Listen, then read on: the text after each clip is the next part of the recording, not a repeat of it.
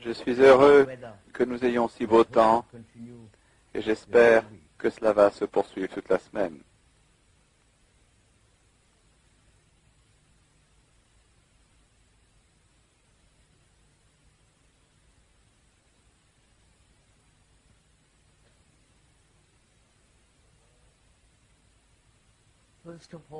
Tout d'abord, si l'on peut se permettre de vous le rappeler, il ne s'agit pas ici d'un divertissement. Il ne s'agit pas d'une fête intellectuelle ou d'une stimulation intellectuelle ou d'une sorte d'ineptie romantique sentimentale. Nous allons traiter d'un problème très très complexe que constitue le fait de vivre ensemble en ce monde qui est devenu presque fou. Il y a tant de chaos et de misère, la menace de guerre, et les religions ont joué un rôle très réduit en tout ceci, en notre vie quotidienne.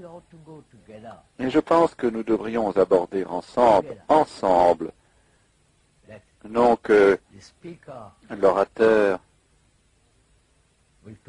parle de divers sujets, mais que nous approfondissions ensemble ces sujets, non que vous écoutiez et que l'orateur parle, mais ensemble. Et ainsi, nous allons travailler ensemble, penser ensemble, percevoir ensemble et agir ensemble. Il faut, semble-t-il, écouter très attentivement. Non seulement ce qui est dit, mais aussi nos propres réactions à ce qui est dit. Nos réactions d'approbation ou de désapprobation, nos restrictions, nos résistances,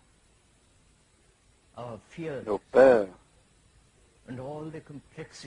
et toutes les complexités de nos réactions à toute forme de stimulation.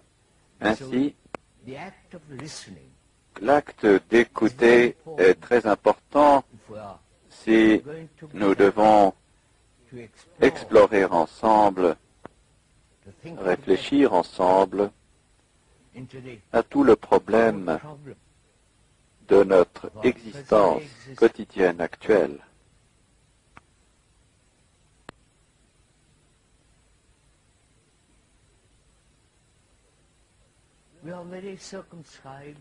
Nous sommes très circonscrits, très limités. Nos cerveaux ont été si programmés et conditionnés, si limités, que la plupart d'entre nous sommes inconscients de cela. Nous sommes conditionnés linguistiquement, que nous le soyons ou non. Il s'agit là d'un sujet très sérieux que nous allons aborder si nous en avons le temps. Nous sommes conditionnés, formés, moulés par l'environnement, par la tradition, par la religion, par la solitude de nos propres illusions, de nos propres imaginations, la solitude de nos propres aspirations, circonscrits, limités.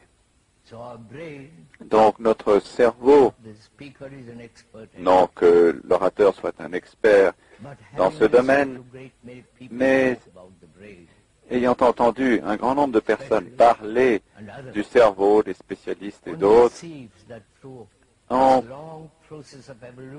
perçoit que au cours de ce long processus d'évolution, nos cerveaux sont très très limités, Apparemment, seulement une très petite partie de ce cerveau agit, pense ou vit. Le reste demeure vacant.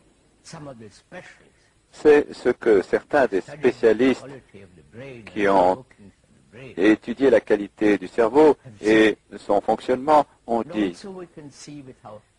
Et on peut également voir pour soi-même, sans reposer sur les experts, que notre vie est très réduite.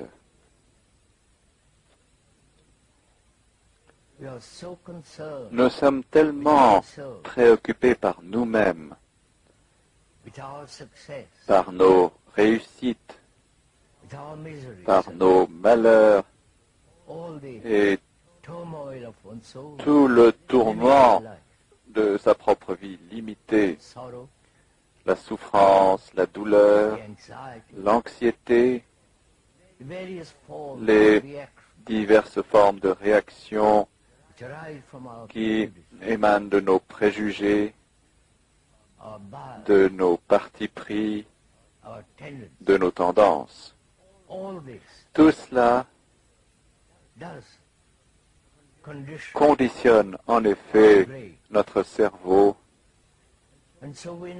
et ainsi nous n'avons jamais conscience de la totalité de la vie, de la totalité de l'existence qui est vaste, immesurable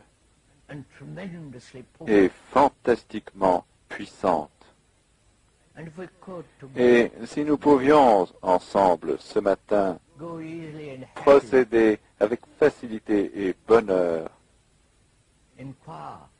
nous pencher sur la qualité de notre propre vie, si vous le voulez bien, sur la nature de notre comportement, sur tout le processus de notre pensée.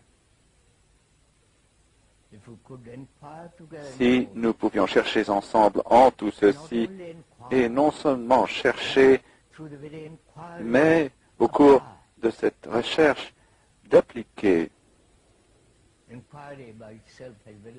La recherche par elle-même a très peu de signification. Rechercher en soi-même, en notre environnement, dans l'état du monde, la simple recherche intellectuelle ou la recherche dérivant de la curiosité pour s'informer et ainsi de suite, tout cela a très peu d'effet sur nos vies. Mais si nous cherchons en nous-mêmes, en notre façon de penser, et pourquoi nous pensons de cette façon, pourquoi les êtres humains qui ont vécu sur cette terre merveilleuse pendant tant de millénaires sont toujours ce que nous sommes, malheureux, violents,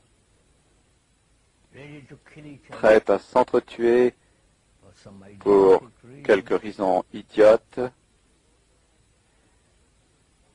Si nous pouvions pénétrer ensemble en tout ceci et au cours de ce cheminement,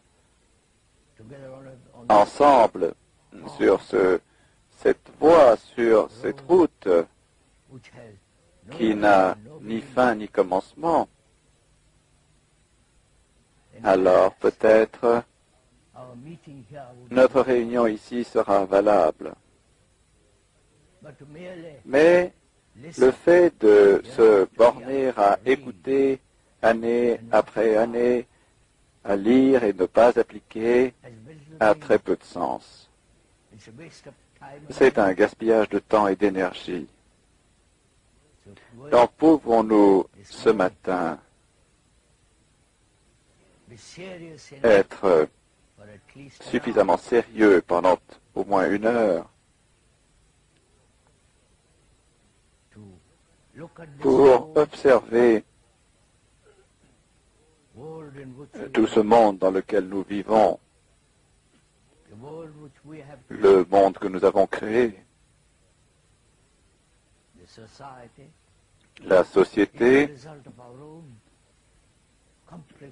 est le résultat de notre propre vie complexe. Vous êtes conditionné par la santé, par l'environnement, par la culture, par le nationalisme et ainsi de suite. À moins de percer, d'aller au-delà de ce conditionnement, nous continuerons comme nous l'avons fait pendant des milliers d'années. Et ainsi la violence continuera, la corruption, chacun cherchant son propre accomplissement et poursuivant ses propres ambitions, isolé. Là où il y a isolement, il y a inévitablement conflit. Et pourrions-nous donc ce matin aborder tout cela?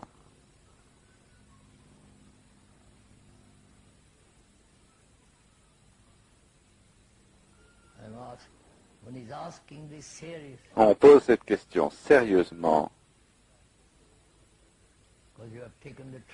parce que vous avez pris la peine de venir ici. Et à quoi bon se borner à parler d'idées, des expressions, des réactions? Il s'agit plutôt de pénétrer tout ceci avec une énergie fantastique, une vitalité, et voir s'il est possible de briser ce conditionnement, de sorte que le cerveau ait une immense capacité. Il a à présent la capacité, une capacité extraordinaire dans le monde technologique.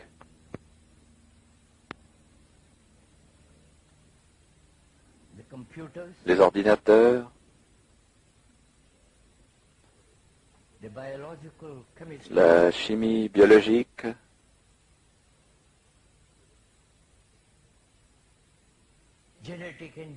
l'ingénierie génétique,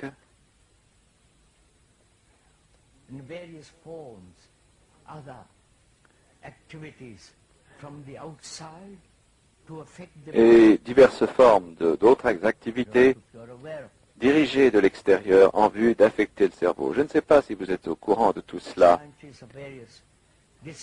Des scientifiques de diverses disciplines sont en train d'essayer désespérément de provoquer un changement en l'homme.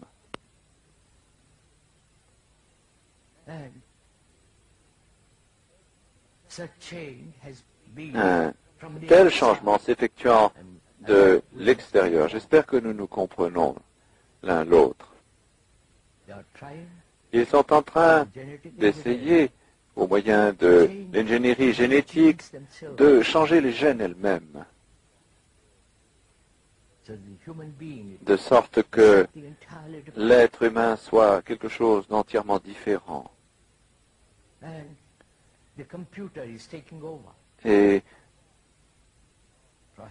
l'ordinateur prend en charge peut-être une grande part de notre activité, là encore de l'extérieur.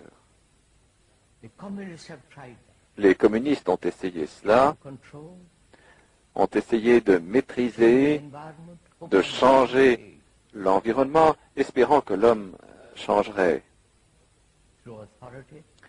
au moyen de l'autorité, de la discipline, de l'obéissance totale, et ils n'ont pas réussi. Au contraire, ils sont en train de créer beaucoup de malheur dans le monde. Donc, nous posons une question des plus fondamentales. Est-il possible de ne pas être affecté de l'extérieur?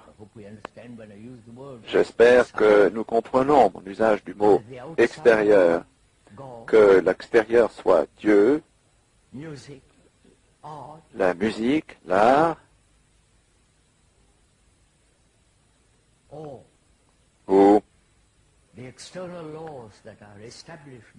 les lois extérieures établies par les gouvernements, et ainsi de suite. Tous ces agents extérieurs, sous leurs diverses formes et disciplines, sont en train d'essayer de contraindre l'homme à se conformer, de provoquer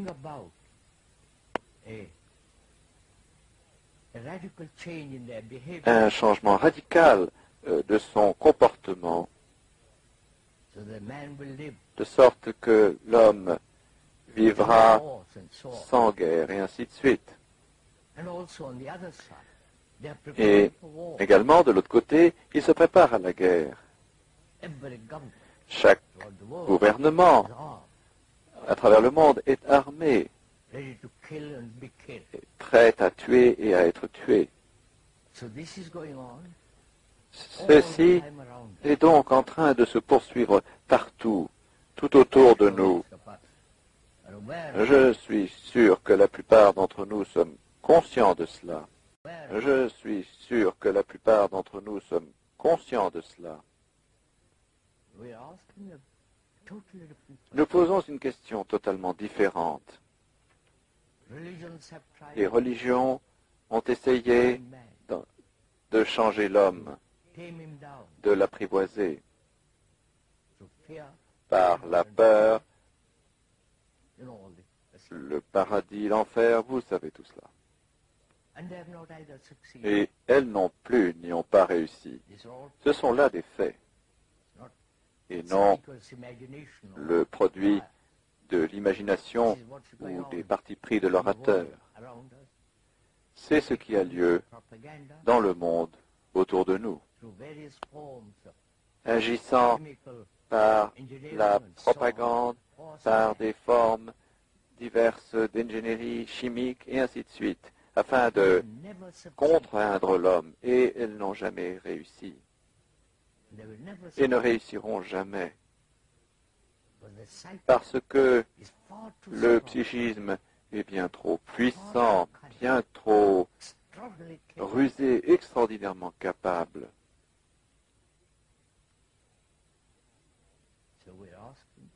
Donc nous demandons, vous et l'orateur, demandez. Je ne vous demande pas, vous posez cette question. Comme toute influence extérieure, y compris l'idée de Dieu et les idéologies, diverses formes de conclusions historiques, dialectiques, n'ont pas changé l'homme. Est-il possible aux êtres humains de changer radicalement, fondamentalement, sans aucune influence extérieure, comprenez-vous? Les gourous partout dans le monde n'y ont pas réussi. Ils sont tous prétentieux à la recherche d'argent. Ils peuvent être mis totalement de côté. Ils ne sont pas importants. Mais ce qui importe, ce qui est essentiel, c'est de demander qu'est-ce qui nous amènera, chacun d'entre nous, que nous soyons intellectuels, scientifiques, artistes, ou que nous pratiquions diverses formes d'activités, serons-nous capables d'engendrer fondamentalement, au plus profond, une mutation dans les cellules cérébrales elles-mêmes? Est-ce que cette question est claire? Nous parlions l'autre jour à New York à des scientifiques. Après beaucoup de discussions qui durèrent environ 2 heures, je demandais, Qu'est-ce qui engendrera une mutation dans les cellules cérébrales elles-mêmes, non pas de l'extérieur, l'ingénierie génétique, la biochimie, tout cela. Qu'est-ce qui changera les cellules cérébrales elles-mêmes qui ont été conditionnées pendant des milliers d'années? J'espère que vous vous posez vous-même cette question.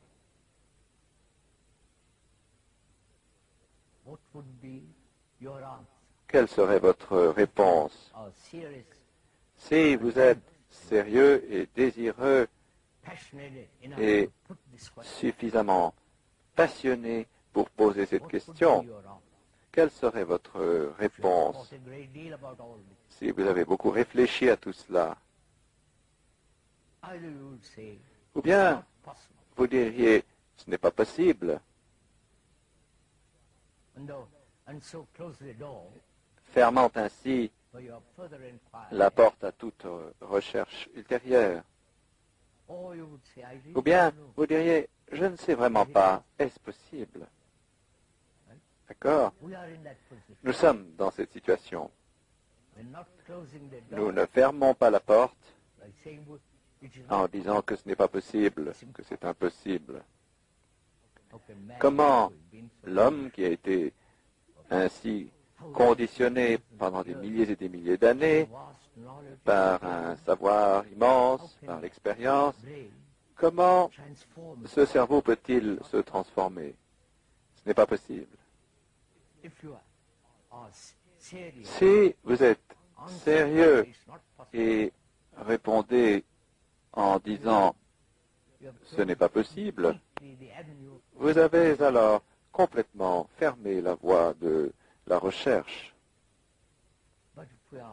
Mais si nous cherchons en ce sujet, c'est-à-dire pour savoir si le cerveau qui a une capacité tellement extraordinaire dans une direction et qui est si totalement limité, circonscrit, conditionné, programmé à être un catholique, un protestant, un anglais, vous savez tout cela. Pour savoir si ce cerveau peut être totalement libre,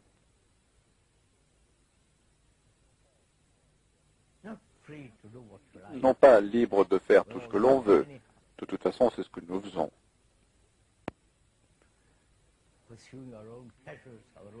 Poursuivant ses propres plaisirs, ses propres ambitions solitaires,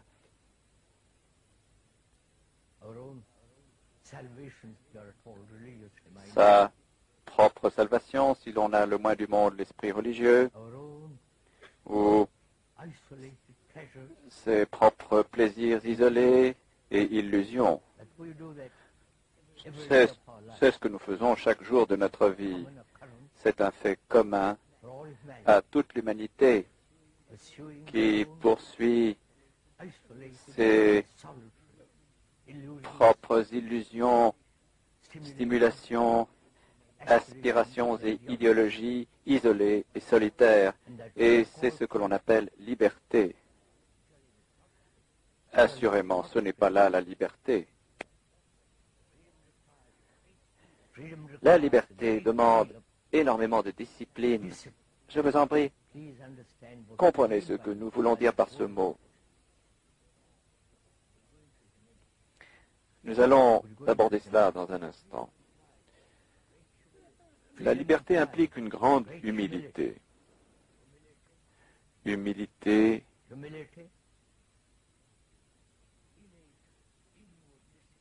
innée, une discipline intérieure et le travail.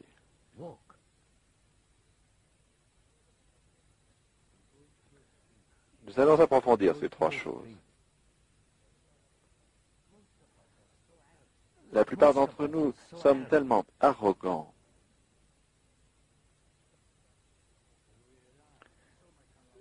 parce que nous comptons tellement sur notre savoir. Nous sommes certains. Nos croyances, nos conclusions, nos désirs sont si forts que nous avons perdu tout sens d'humilité profonde et naturelle. Là encore, c'est un fait.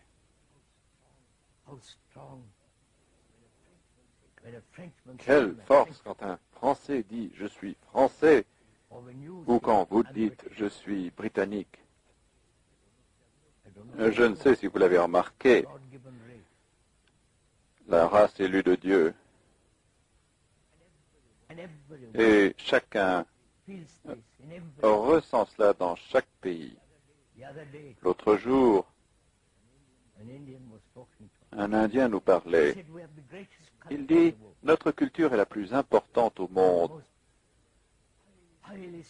Nous sommes le peuple le plus hautement civilisé. Je lui dis, oui, vous êtes corrompus, vous êtes superstitieux, vos croyances n'ont aucune valeur, vos idéaux, votre religion ne sont qu'un tas de mots. Il dit, oh, mais nous sommes néanmoins la plus grande culture. J'ai dit, très bien. Je vous en prie, ne riez pas, ceci s'applique également à vous.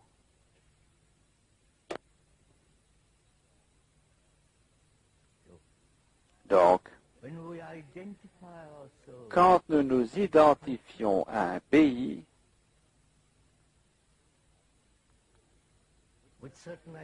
à certaines idéologies,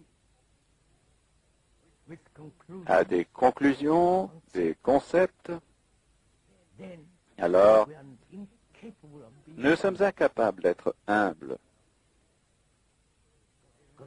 car ce n'est que quand vous cherchez dans l'humilité que vous apprenez, que vous découvrez. Et l'humilité est nécessaire, car alors vous voyez les choses telles qu'elles sont, autour de vous et en vous.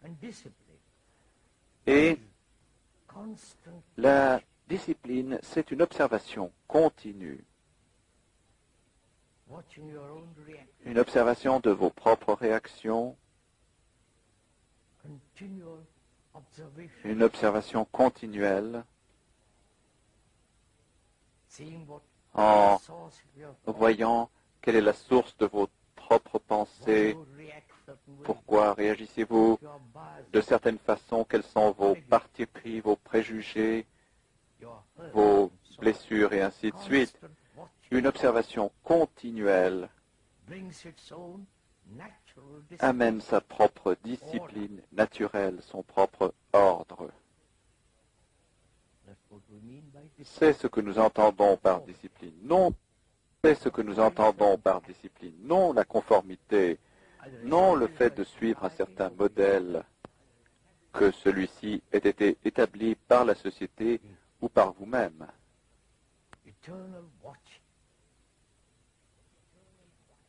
Mais l'observation éternelle du monde et de vous-même. Vous voyez alors qu'il n'y a aucune différence entre le monde et vous-même.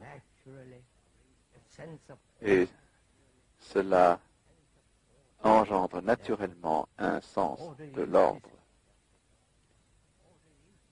Et l'ordre est donc la discipline et non vice-versa. Et le travail, non seulement le travail physique, que malheureusement la plupart d'entre nous doivent accomplir. Et non si vous êtes au chômage dans ce pays,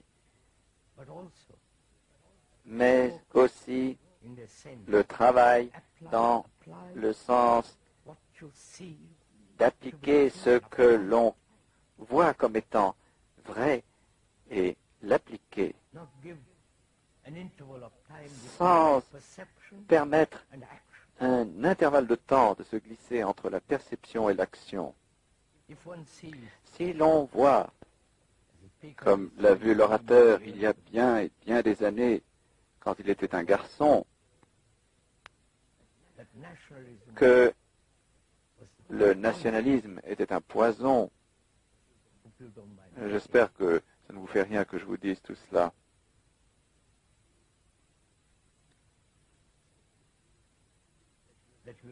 Qu'il n'était plus un hindou.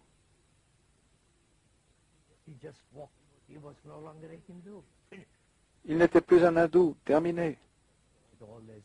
Avec toutes leurs superstitions, vous savez, tout ce fatras qui accompagne toute nationalité. Donc, pour pouvoir vivre sur cette terre paisiblement, en dépit des gouvernements, il faut énormément de recherche. Il faut énormément d'intelligence pour pouvoir vivre paisiblement. D'accord, messieurs? Pouvons-nous poursuivre ainsi?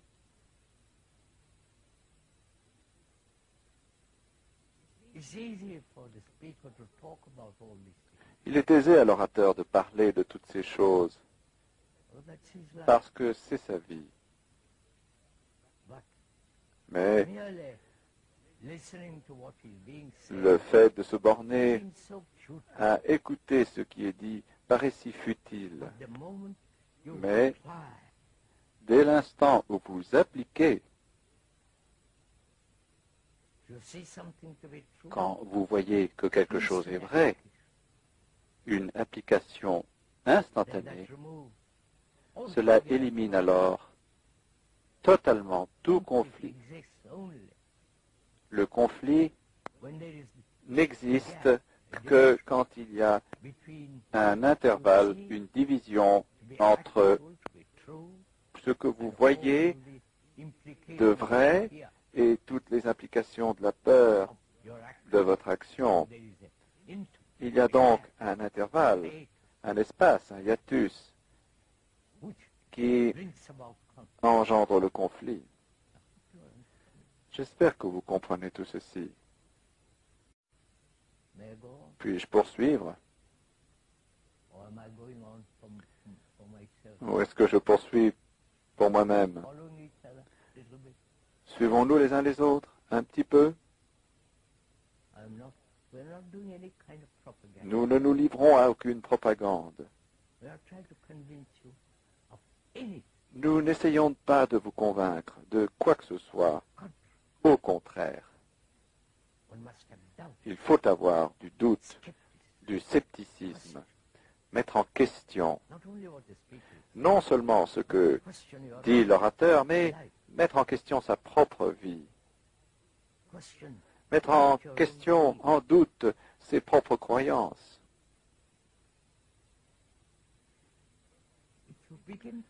Si vous commencez à douter, cela donne une certaine clarté.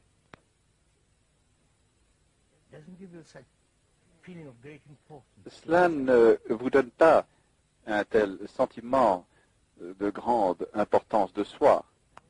Donc,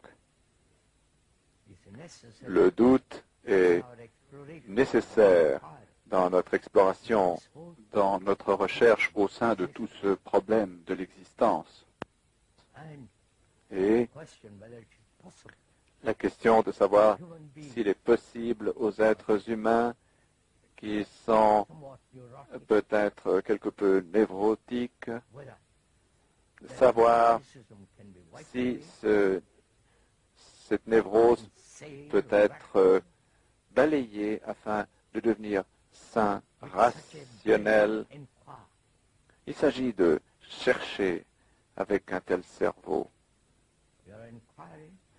Nous cherchons pour savoir si les cellules cérébrales peuvent, sans aucune influence de l'extérieur, ni gouvernementale, ni environnementale, ni religieuse, et tout le reste, s'il est possible de provoquer une mutation dans les cellules cérébrales. La question est-elle claire? Posons-nous cette question à nous-mêmes?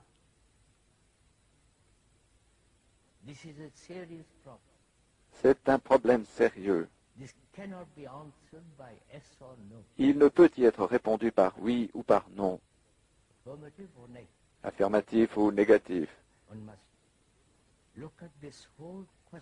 Il faut examiner toute cette question comme un ensemble, et non en tant que Britannique, Français, ou à partir de quelques absurdités religieuses, superstitieuses, etc., ou selon sa propre discipline particulière ou sa profession. Il faut regarder tout ce mouvement de la vie comme un seul mouvement unitaire.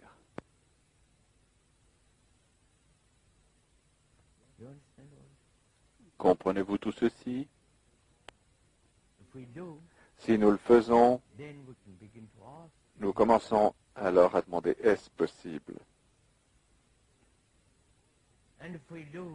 Et si nous posons en effet cette question, quelle différence est-ce que cela fait si un petit nombre d'entre nous engendre peut-être une mutation? Quel effet est-ce que cela a sur le monde? Vous savez, c'est la question habituelle. Je puis changer, vous pouvez changer. Un petit nombre d'entre nous engendreront peut-être une mutation, mais quel effet est-ce que cela a sur la masse des gens, sur les gouvernements? Arrêteront-ils les guerres? Et ainsi de suite. Je pense que c'est là une fausse question.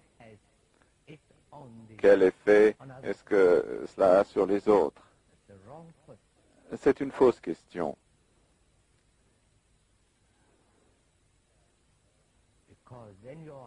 Car alors, vous ne faites pas la chose pour elle-même, mais pour savoir comment elle affectera les autres. Après tout, la beauté n'a pas de cause, n'est-ce pas?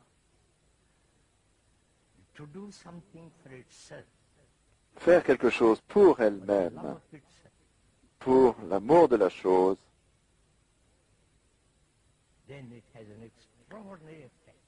cela a alors un effet extraordinaire. Cela en a ou cela n'en a pas. Par exemple, nous parlons depuis 60 ans, malheureusement ou heureusement.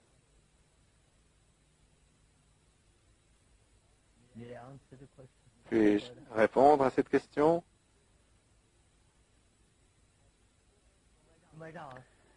On pourrait demander comment est-ce que cela a affecté le monde. Vous vous rendez dans diverses parties du monde. Est-ce que cela a changé qui que ce soit? Je crois que c'est une question assez maladroite. On pourrait demander pourquoi la fleur s'épanouit-elle? Pourquoi y a-t-il cette étoile solitaire dans les cieux le soir?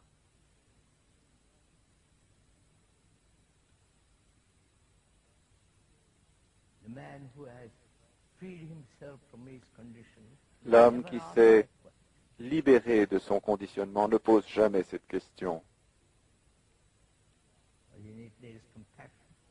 Il y a en cela compassion avec sa grande intelligence. Alors, poursuivons.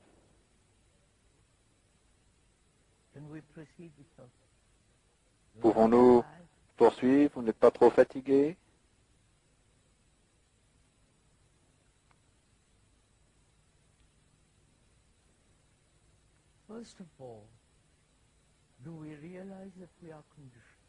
Avant tout, est-ce que nous nous rendons compte que nous sommes conditionnés? Sommes-nous conscients, sans aucun choix, conscient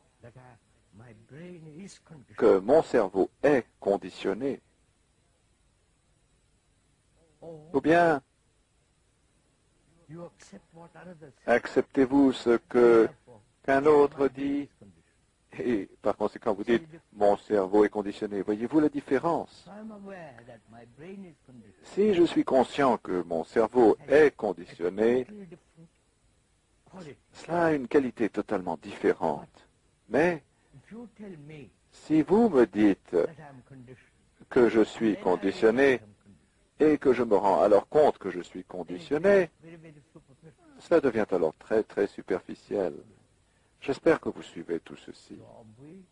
Donc, sommes-nous conscients que nous sommes conditionnés en tant que Britanniques par nos expériences? Nous ne disons pas que c'est juste ou faux. Nous allons le découvrir. Conditionnés par notre culture, par notre tradition, par notre environnement, par toute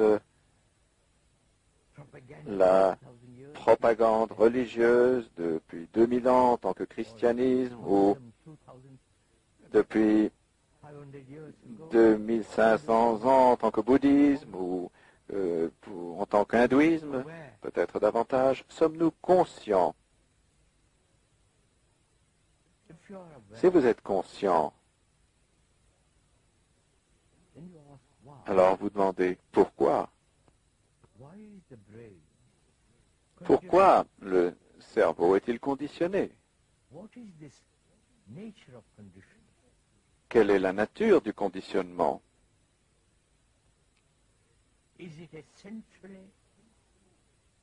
Est-ce essentiellement de l'expérience et du savoir? Je vous en prie, doucement là-dessus.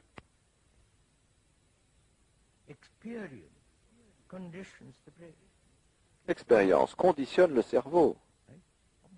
D'accord? C'est évident. Nous rencontrons-nous là? Et l'expérience signifie le savoir. D'accord? Pour apprendre à conduire une voiture, il vous faut de l'expérience. Vous entrez dans la voiture, la conduisez et accumulez à travers cette expérience le savoir-faire de la conduite.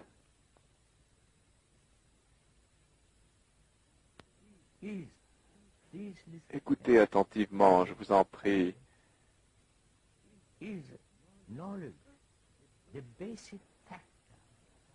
Le savoir est-il le facteur fondamental de notre conditionnement? Le savoir étant la répétition d'une certaine tradition. D'accord? Et ainsi de suite. Le savoir est nécessaire.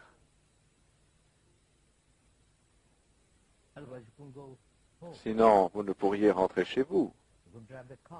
Vous ne pourriez conduire une voiture. Vous ne pourriez poursuivre votre travail si vous en avez un. Donc, dans un certain domaine, le savoir physique est nécessaire. D'accord? Mais le savoir conditionne aussi notre cerveau. Le savoir étant la tradition, le fait d'être programmé comme nous le sommes, par des journaux, par des magazines, par une répétition continuelle que vous êtes britannique, britannique, britannique. Ou quand vous allez en France, c'est la même chose, français, français. Et quand vous allez en Inde, là encore, indien. Cette répétition continuelle. Donc le cerveau devient endormi, répétitif, mécanique.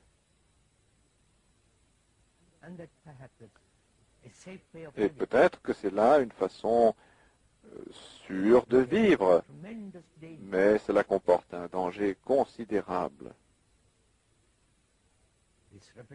Cette répétition de diverses cultures, des pays, est un processus d'isolement, d'où division, d'où guerre. C'est là une seule des raisons de la guerre. C'est là une seule des raisons de la guerre.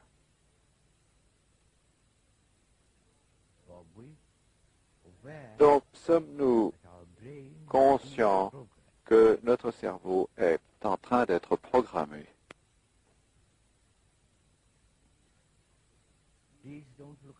Je vous en prie, ne regardez pas les autres, regardez-vous vous-même. Si l'on est conscient de ce que l'on est programmé, conditionné, on demande alors, est-ce le savoir? Et apparemment, c'est le savoir.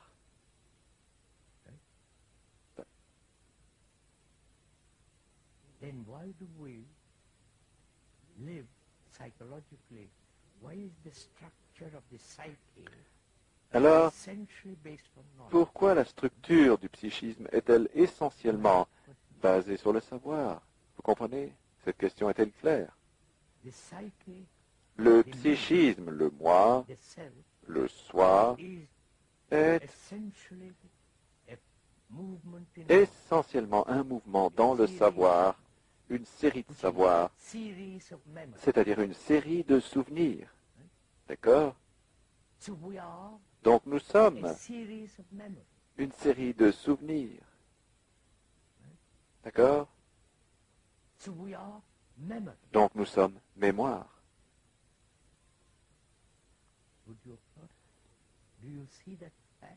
Est-ce que vous voyez ce fait? That we are divine and Non que nous soyons divins, et vous connaissez tout ce blabla mis en avant par les religions, the actual fact mais le fait réel we are est nothing but memory. que nous ne sommes rien que des souvenirs. Most unpleasant discovery. C'est une découverte bien désagréable, n'est-ce pas? Or do you say no? Bien, Part of me est-ce que vous dites, which is not memory. non, regardez, il y a une partie de moi qui n'est pas mémoire. Moment when you say that, it's already memory. Dès l'instant où vous Don't dites you see? cela, c'est déjà un souvenir. Je ne sais si vous voyez cela. When I say Quand je dis only the result je ne suis pas entièrement le résultat that de this souvenirs, statement implies cette affirmation that part of me elle-même implique which is not qu'il y a une partie de moi qui ne l'est pas, et cette partie de moi, quand je l'observe, est aussi de la mémoire. so. Ainsi, Memories are the past, les souvenirs sont le passé, projected perhaps in the future, projetés peut-être but dans still memory. le futur, mais c'est toujours de la mémoire. Those memories are modified Ces souvenirs sont modifiés par le présent and continue into the future. et se poursuivent But it's still a series of dans le futur, mais c'est toujours une série de souvenirs. memories. Don't let's Je vous en prie, ne sentimental faisons pas de sentimentalité à ce sujet. that Cela aurait si peu de sens, the meaning ou c'est du roman. or romantic. These are facts. Ce sont là des faits. What are you without memory? Qu'êtes-vous sans souvenir, Without all the remembrances sans tous ces souvenirs de vos réalisations, of your wife, your son, de votre femme, de votre your fils, brother, family, de votre frère, de votre famille, memories of your travels, souvenirs de vos voyages, what you have achieved. de ce que vous avez fait, de ce que vous avez accompli. D'accord? They're all in the past. Tout cela se situe dans le passé.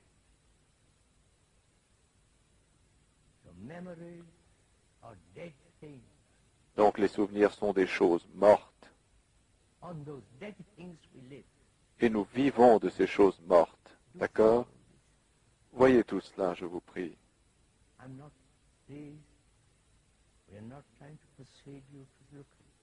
Nous ne sommes pas en train d'essayer de vous persuader d'observer cela, ni d'essayer de vous persuader ou de vous convaincre de quoi que ce soit. L'orateur n'est pas votre gourou. Alors ne suivez personne, y compris l'orateur.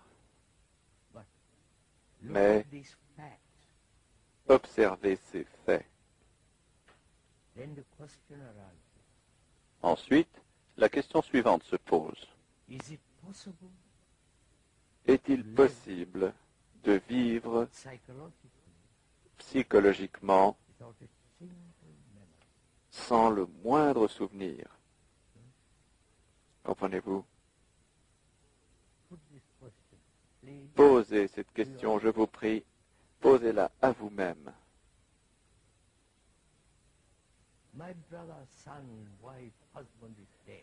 Mon frère, mon fils, ma femme ou mon mari est mort. Je me souviens de tous les incidents, des joies, vous savez, tout le reste, les relations intimes. C'est une vaste réminiscence du passé, la mémoire, et je vis de cela. J'ai une image, des photographies, et il y a, à partir de cette photographie, cette stimulation continuelle.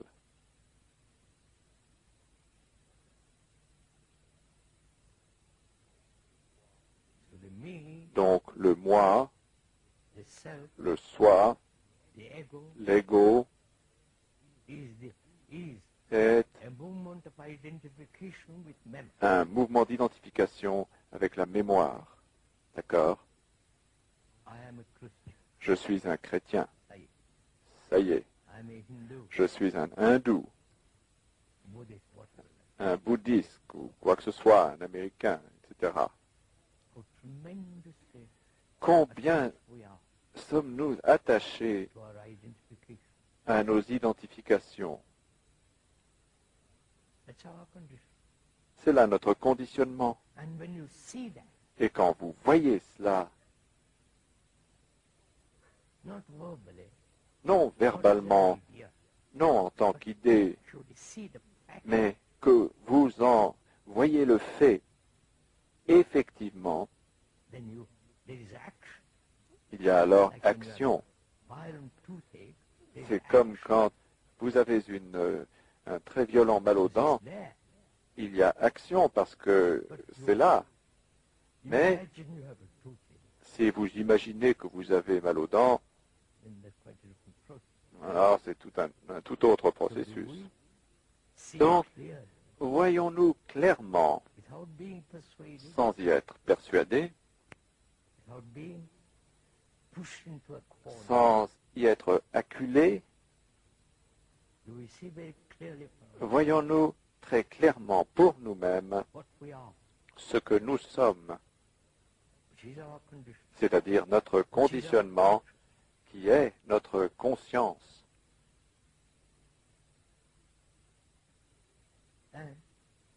Et ceci étant vu, que doit-on faire?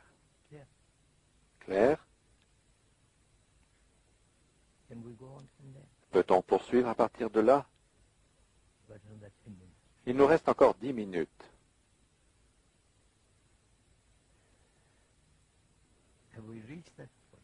Avons-nous atteint ce point? Je vous en prie. Avons-nous tous, ou tout au moins certains d'entre nous, atteint ce point-là où nous réalisons totalement que nous sommes conditionnés et que ce conditionnement est une vaste série de mouvements, de souvenirs, et les souvenirs sont toujours le passé, le souvenir de choses passées, qui sont alors projetés dans le futur, modifiés par le présent, mais il s'agit toujours d'un mouvement de souvenir. D'accord? Et ce sont ces souvenirs que nous appelons savoir. D'accord?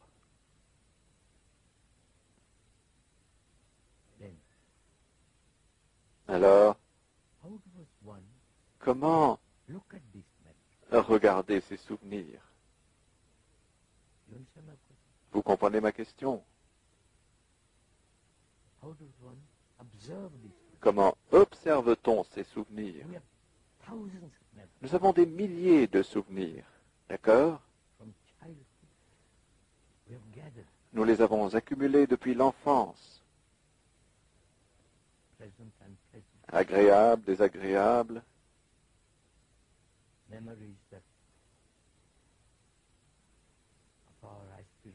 Des souvenirs de nos aspirations, des souvenirs de nos réalisations, des souvenirs de douleur, de peur, de grande affliction. Tout cela étant des souvenirs. Et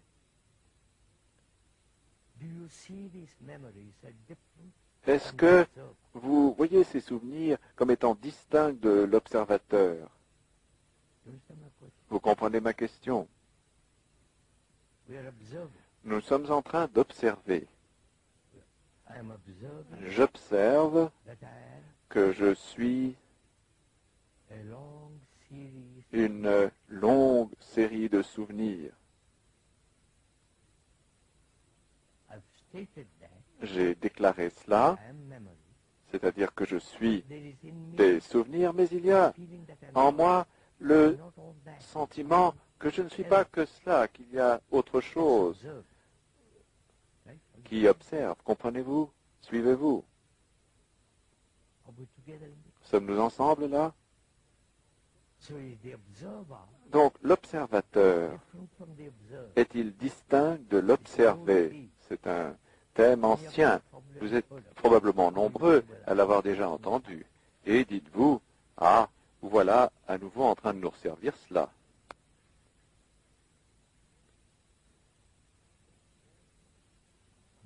Mais quand vous vous rendez compte de ce fait, quelque chose d'extraordinaire a lieu. Non quelque chose de mystérieux, de parapsychologique, etc., mais quelque chose qui met fin au conflit. Ce qui est bien plus important que n'importe quoi d'autre.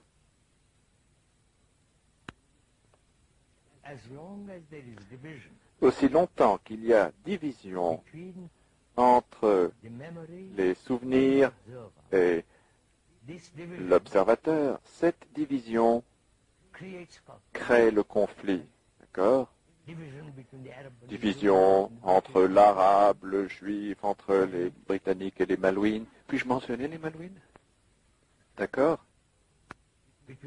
Entre les hindous et le monde islamique. Partout où il y a division, il y a inévitablement conflit. D'accord? Non, non. Poursuivez cela, je vous prie. Partout où il y a action isolée,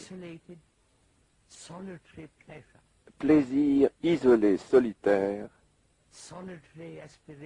aspiration solitaire.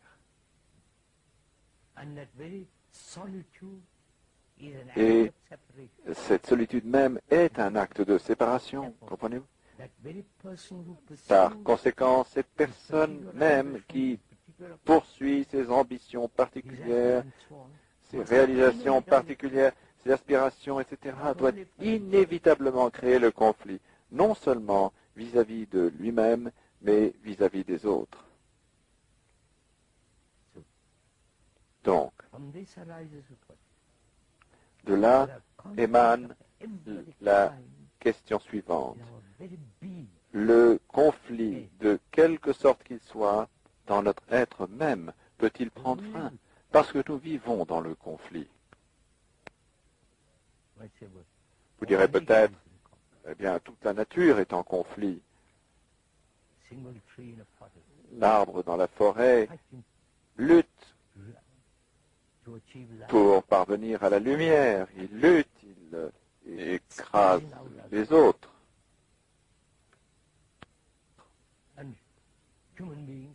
Et les êtres humains nés de la nature font la même chose. Si vous admettez cela, alors vous acceptez toutes les conséquences du conflit, les guerres, la confusion, la brutalité, la laideur de la guerre. Aussi longtemps que vous êtes britannique, français ou indien, vous allez inévitablement créer des guerres. Mais vous voyez cela et on n'en fait rien.